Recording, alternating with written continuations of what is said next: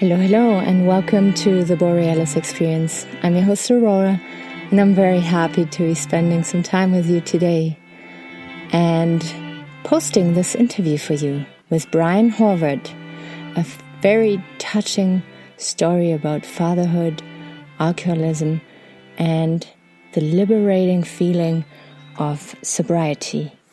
He, at some point in his life, was raising 4 children and lives now with his 2 biological daughters and is hustling through COVID struggles and home schooling, like supporting his kids at school, and is just doing a fantastic job. And this is why I absolutely needed him on the show here, because he also will tell you how much he learned from, his journey to freedom from alcohol. Enjoy this interview, and until very soon again, bye-bye. Now, let's jump right into this interview. Welcome, Bryan Horvat. How has it been for you? You've been in a really good place now, I feel. You look very healthy and radiant. But you also told me that there was a time where you struggled with alcohol. Was that before your kids, or did you have to deal with that during, like while you had kids, and kind of struggle with your well-being and then being there for children as well? Was it like all together in one, or was that like separate? Well, I suppose looking back, alcohol, it's always just been kind of a part of my life in the respect that it's just pop culture. People, my parents always had a glass of wine with dinner, and, there was always beers in the fridge. And, I would not say that they had drinking problems or anything like that, but it was always just present. Right. And, so after childhood and I moved on, I just thought, hey, it's always normal to have alcohol around. I should have alcohol around. My first apartment, it seemed like one of the first things I had to do to really make it an adult place of my own was to put beer in the fridge. And, which your friends quickly come over and drink on you and you have to replace. And, so they got 15 packs and 24 packs. And so, in my younger life, it was just kind of there. And it was part of the culture with me and my friends who, liked to have a good time back then, when we were young. But then around the time that I got married and started having my own kids is when I kind of took a step back. I wasn't drinking, every day. We didn't keep it in the house. My wife wasn't really a drinker at all. And so it was, it just wasn't part of my life for a while. But then when things started getting a little bit, more, I don't want to say tough, just kind of lonely and boredom kind of set in when, my wife was working nights at the pub. And I had all the kids. I had all 4 kids at home, and they were young, very young. So they were all in bed by 7:30, 8 o'clock at night. And I'd have my whole evening just myself alone, sitting on the couch, watching TV. So it became, I'll just grab some beers. And it soon became a habit. Every day I'd go drop my wife off at work, and I'd pick up a 6-pack and I'd bring it home, and I'd drink that 6-pack throughout the night, while I watched TV, and it, kept me company. Kind of took the edge off the boredom and the loneliness when I was just by myself. So that basically, a 6-pack a day became the normal kind of behavior for a couple of years. And, I'm a fairly big guy, and that wouldn't really impair me. That it was just problematic in the way that it became an everyday habit. And by the time a few years went by from that point on, the kids were getting a little bit older, and I was a stay-at-home dad. I had my side businesses. I trained dogs and stuff like that. But I just found myself with more opportunity to drink, and all of a sudden, 6-packs in the beer stores turned to 8-packs. The 6-packs went away, and they all became 8-packs. So that 6-pack just became an 8-pack a day. And, things just kind of slowly, became comfortable at that pace. And then just like my marriage ended just all of a sudden. And I was just hit like a ton of bricks. And so my wife decided to leave our home, leave our house, and went and, got her own place. But I was a stay-at-home dad. I didn't have any income whatsoever. And being a stay-at-home dad, I was claimed as a dependent on her taxes. I wouldn't get child tax or anything, even though I still had all 4 kids at home. So I was now in a desperate fight for survival, literally. How am I going to pay the bills at this house? How am I going to feed these kids every day? I don't have any money, don't have a job, and I don't know how to go get a job with these 4 kids because somebody's got to watch them. I have a big family and they're very helpful where they can be, but they're all professionals and they all still work full time. And, there's nobody, I didn't have anybody to watch the kids, and her side of the family was not present at all.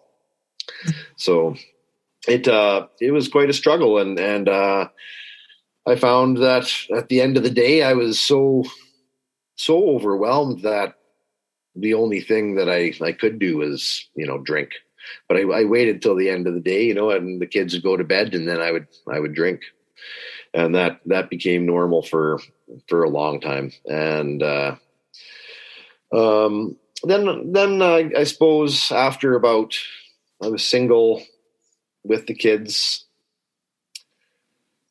They went through a few different stages. My wife was still around for a while at her place that moved to, and she would take the kids, for the weekend sometimes, and she'd have a weekend off work and stuff like that. That lasted for maybe about a year. And unfortunately, her lifestyle developed into habits that snowballed into addiction. And she left. She just kind of went off the radar for years and years and years, the better part of a decade. And so after that, when she went her own way, my stepgirls went to live with their dad, and I had my 2, and we just kind of started our life kind of anew with, no mom in the picture, and we're just going to do this on our own kind of thing. And that gave me a really, a really big boost of confidence and sense of value, because, I hadn't been a provider for my family for all those years. I'd been the caretaker, but not the provider. And that's something that's, ingrained in a young guy growing up, that's something you have to do, And so finally being able to do that, I got a really good job, running a directional drill, doing underground cable drops for Shaw Cable, and it was high paying and had a lot of responsibility, like the kind of job that if I didn't show up to work, everybody had to go home kind of thing. And so that kept me really grounded. And then the drinking stopped for a while, quite a long time. And I wouldn't say it stopped. I would still like my beers after work and stuff like that, but it wasn't a daily kind of habitual thing. That lasted for almost 3 years. I worked that job, and it was, it paid the bills, and I didn't need any income from the ex-wife. I couldn't find her anyways. And, we just got into a comfortable routine, the 3 of us, and things were great for a long time. They were still young. They were all, under kindergarten age. Mm-hmm. And so, can I interrupt quickly? I don't know if I understood right. How did you get to that job? So from that super desperate situation, drinking more and more, how did you get that job again? Maybe you mentioned, but I just answered an ad in the paper. I grew up, my dad owned a golf course construction company. And so I grew up working all kinds of heavy equipment, machinery and stuff like that. So I know my way around, the equipment. I'm a good operator. So I saw this ad that was actually looking for an excavator operator for this cable crew. Mm-hmm. And I answered it, and the guy just kind of hired me on the spot. We hit it off in the Tim Hortons, and I started the next day. And so after a while, he hired another guy who worked as the driller, and I worked as the digger on the excavator. And we about halfway through the year, the other guy quit, and so I took over as the driller. And then we hired another guy to just kind of fill in, and a tight little crew kind of formed, and we worked together for quite a few years until the jobs, Shaw Cable just kind of stopped doing underground drops for a while, and the jobs just disappeared. So for a long time there was security, and we were all happy together, and everything was great. And then I got into a relationship after a few years that was kind of a bit rocky. I won't give any details that will out anybody, but it was a person who was a full-blown alcoholic. And so she'd come home from work every day with a case of beer for her and a case of beer for me. I think it's a misery loves company thing. If you're drinking two, then you can't judge me for me, what I'm doing. And so what I found is if I just paced myself, she'd get all the way through hers and into the next one, and then just become a mean, nasty person that I didn't like being around. I'd already, moved out of my house and into hers, which was a big risk, after 3 years in my place, and I was comfortable there and everything, so I risked it. I moved in, and then you don't really see some parts of people until you live together, and this is what it was. And so as a coping mechanism, I thought, well, I can handle my liquor better than her, and so I started drinking all the way through my case, so I could drink some of hers before, so she couldn't drink too much, because it became so hard. It became too hard to deal with her. And there was times where I'd have to pack my kids up in the middle of the night and put them in the car and go somewhere else to sleep for the night because she was having a fit, And so very quickly, one day she had to go somewhere and do something for a day. And I just had a whole bunch of guys and trucks come pull up, and we just sneaky moved me out. And I called my old landlord, and my other place hadn't been rented yet, and he let me back in. So I got my old place back. And, but I'd been at her house for 2 months, and I'd been drinking, 15, 18 beers a day because of this stupid little situation, and obviously I wasn't making the right decisions. It was a very poor decision to go about it the way I did. But I did, that's what I did. So here I was. And now I've got this habit of, for 2 months, I've been drinking a lot every day. And now my body's starting to really want it, Yeah. And that's where it really started for me. That's where it got bad. And so, I from that point on, I had a couple of periods. I think I quit once for a few months, and then I quit another time for 10 months, and during those windows, extraordinary things would happen. Whole businesses would come out of nowhere and flourish. And when I quit drinking for 10 months, I kind of began delving into learning about a hobby of mine, or something I always kind of wanted to learn about, which was aquaponics.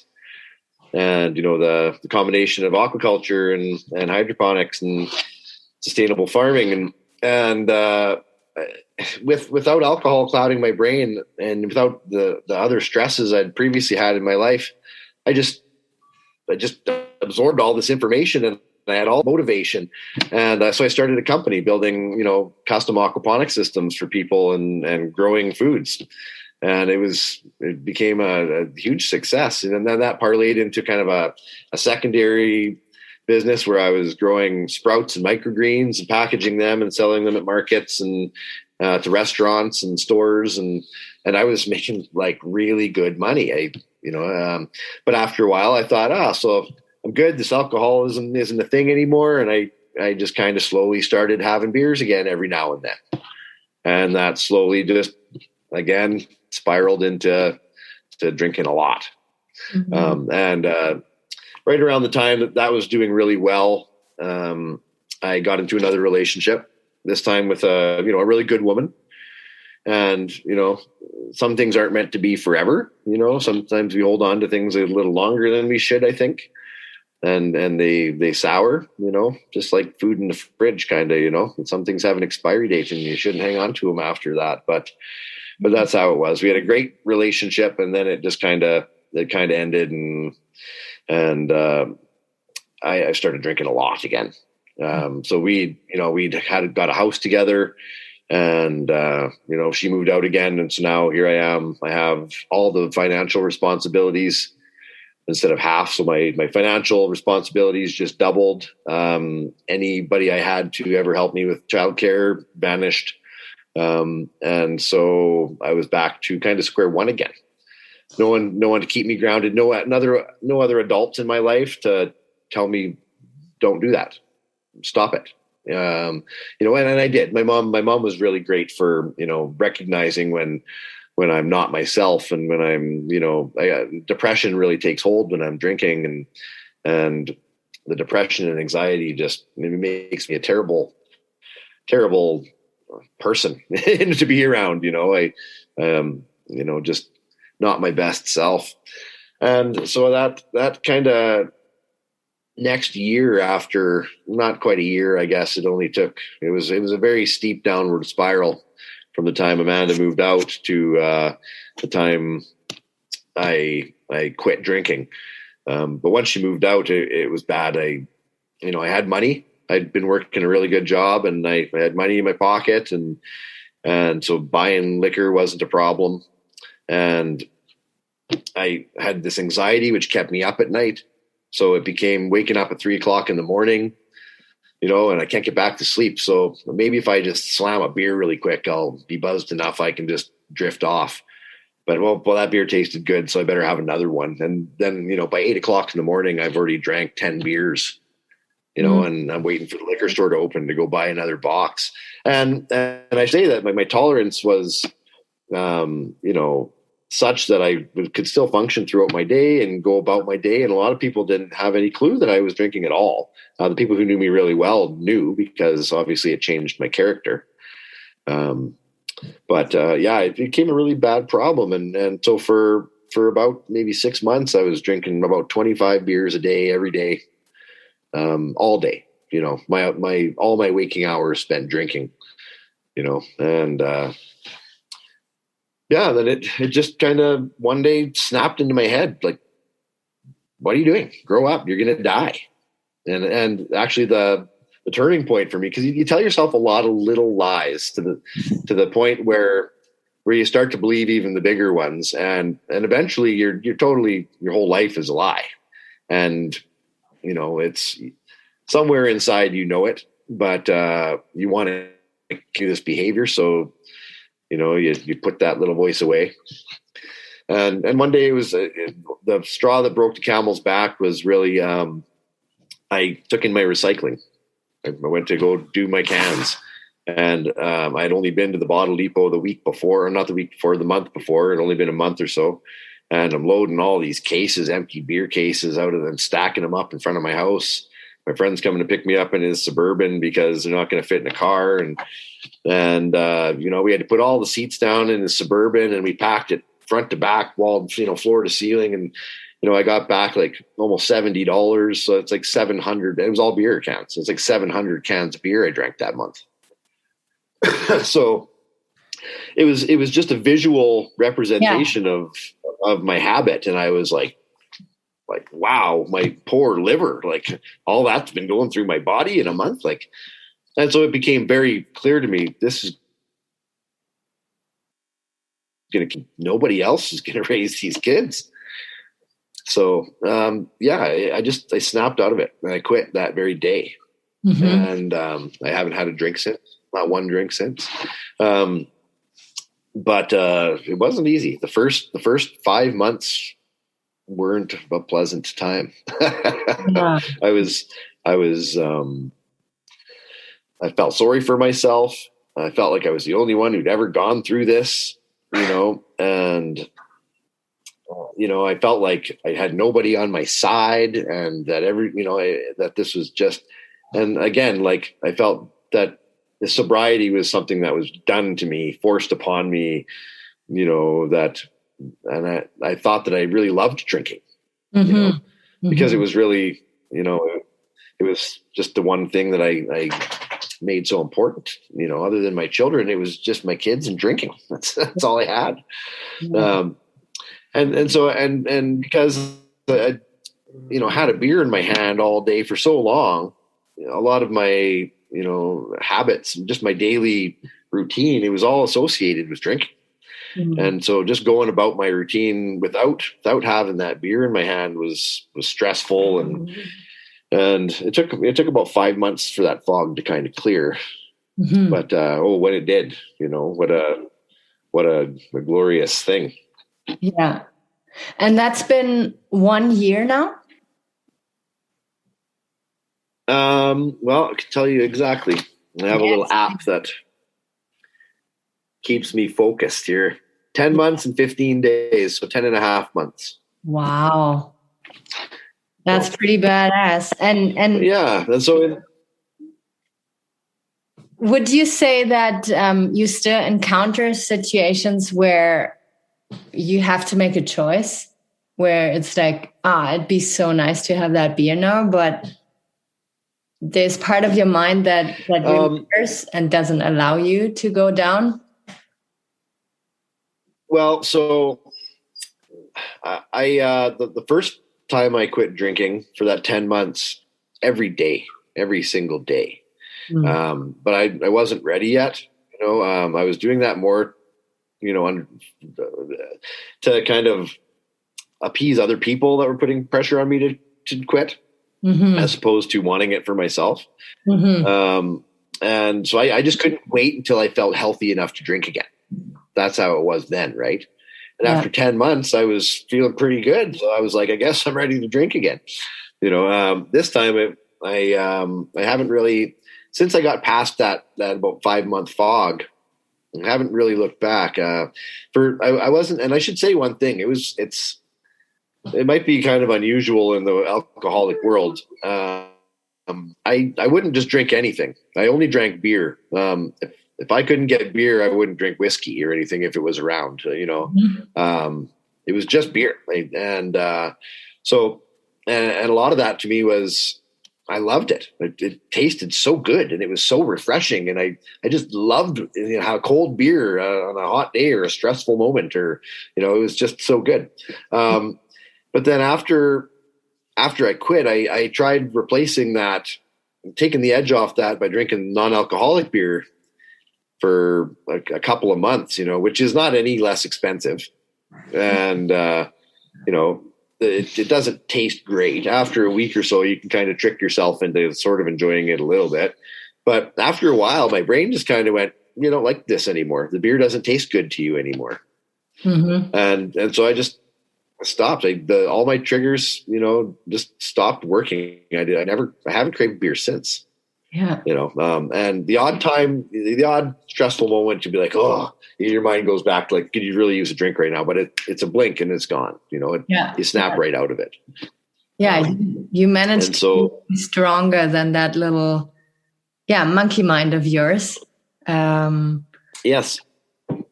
That's that's character. That's mental strength 101, right? It's, don't give me too much credit. I I focused my addiction onto sugar immediately afterwards, and then I put on 45 pounds. Yeah, and then you can get out of that too with the same mindset. And I have now. So I'm day 8 today with no sugar, and I should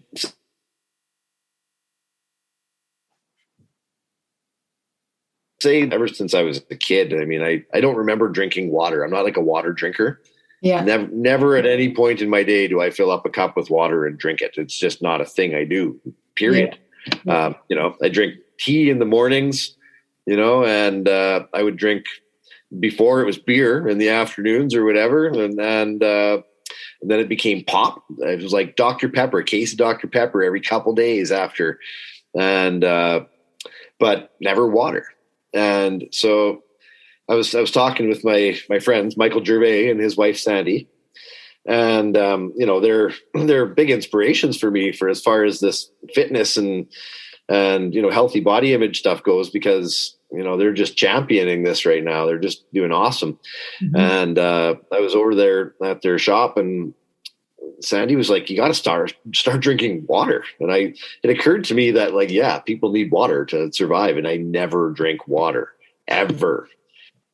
And so I went and got this big old water bottle my buddy actually gave me. And I drink it about 5 times a day. So I'm drinking about, 5-6 liters of water every single day, and no sugar. And yesterday, after a week, I weighed myself, and I'd lost 11 pounds and 2 inches. So that is so amazing. Yeah. So I'm just going to keep that up. And now I don't miss the sugar. I did for a few days. I was like just fiending, wanting to cheat so bad. Every time I had a minute of boredom, I just wanted to eat something sweet. But after about 3 days of that, I craved my water, so it's helping. Yeah. Yeah. Like I told you on our first meeting here, you have such a beautiful skin. And then I was like, oh, maybe he has a filter on. No. But it is the water. It is the water that makes you glow, and your eyes are sparkling. And sugar addiction is like just as bad as cocaine. I feel like the headaches you get and the tricks your mind wants to play on you are just so the headaches.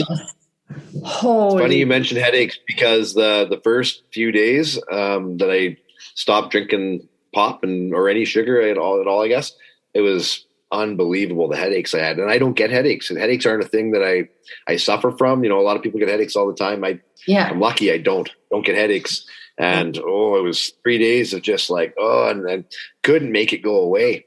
I'd go in the hot shower, take Tylenol, just do whatever I can, try to meditate. Couldn't get my headaches to go away. So it's incredible, the whisperer. Bryan, we're coming to an end here. Those 40 minutes ran through like water. Wow. I just get going, No, that was so wonderful. It was incredible. Everything you shared, and very very good flow and awesome voice. Thank you. If there was 3 things that you would like to, 3 things you want to give people who are still maybe struggling with addiction or depression, anxiety, self-worth issues, what would that be? Well, one thing I can tell you right now is that if you're actively in addiction, you're lying to yourself so much that you can't trust yourself. You need to listen to the people who love you. Mm-hmm. Their opinion is going to be much more clear and focused and accurate and better for you than anything you're going to tell yourself in this time. Mm-hmm. They will get you through it. Lean on the people who love you, because they're there for you. And if you don't find somebody to support you, Alcoholics Anonymous is wonderful for a lot of people. Gives a lot of people support. I don't use it. I've never been. Mm-hmm. Years ago I've been, but this time around I haven't. But it's a imperative that you have a support network and somebody who's going to keep your best interests, in mind and remind you of those, because you're going to lie to yourself, and you're going to, talk yourself into your habitual behavior every time if you don't have that. Mm-hmm. So that's one, I guess. 2, stay busy, find something meaningful to do with your time. Mm-hmm. The best thing for me has been learning new things. I became a licensed drone pilot, and I started a business, doing aerial inspections and photography, and that has given me so much to learn. Just that spiraled into many things. I bought this computer for video editing, and having to learn computer systems has opened up other doors for me, and it's created streams of income, but mainly it's kept me focused on something else. and something productive. Because at the end of the day, you're left with yourself and what you've done, and if you're just doing nothing, at the end of the day, you're going to have nothing to ease your mind or feel proud of. And you need that as well, because it's encouragement, right? Yeah. And 3, what's the third one? I guess it kind of goes along with the first one. It's for me, it's kids, but you got to love someone back.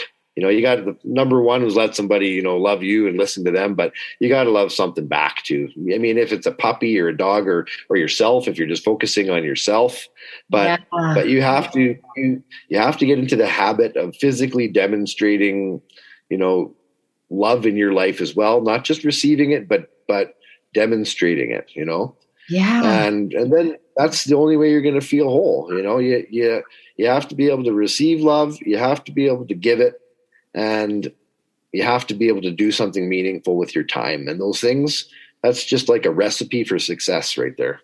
Yeah. Bang on. Wow. That was the most powerful ending of an interview I ever had, I think. Wonderful, wonderful, wonderful. Thank you so much, Bryan, for your time. Thank you for having me today. Yeah, it was incredible. Thank you so much. And you have a good rest of your day. You as well. Talk soon. Yeah, thank you so much for listening to this interview today. Demonstrating love. Isn't that so simple and easy to do and so healing to do? I found this ending very, very powerful and inspiring. And I hope we brought some light into your life. I hope we brought some hope into your life. Know that we're always there to, support you. We're not medical doctors or counselors. We're just people who went through intense stuff, ready to talk about it and ready to support others. So never hold back from reaching out. If you want to do us a huge favor, go on to Apple Podcast and leave a review. That would be so life-changing. It is really the currency on how to show appreciation towards a podcast. Thank you so much for supporting us, and I will be out there very soon again. Bye-bye.